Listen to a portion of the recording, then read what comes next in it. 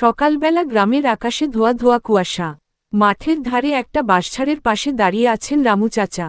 বয়স ৬০ পেরিয়েছে, মুখে লম্বা সাদা দাড়ি, মাথায় পাগড়ি।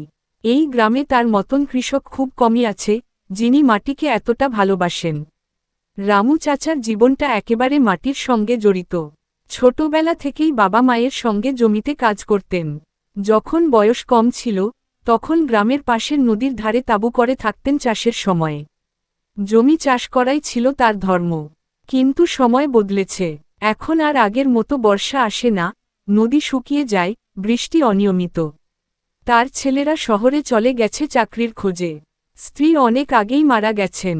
তিনি একাই আছেন তার পুরনো কুঁড়েঘরে। একদিন বাজার থেকে ফেরার পথে তিনি শুনলেন, সরকার বড় এক প্রকল্প আনছে, পুরনো জমি কিনে সেখানে শিল্প স্থাপনা হবে।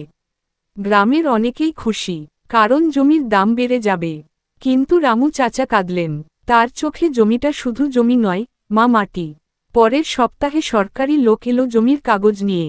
সবাই সই করল। রামু চাচা সই করলেন না। সবাই বলল, আপনি বোকা, এত টাকাও নিলেন না। কিন্তু তিনি বললেন, টাকা দিয়ে কি ফসল ফলবে?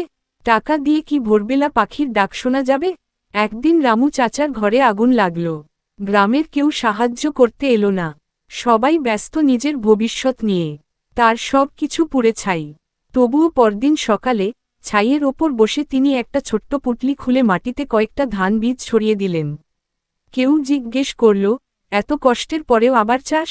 রামু চাচা হাসলেন, আমার যতক্ষণ শ্বাস আছে, ততক্ষণ মাটি বাঁচবে।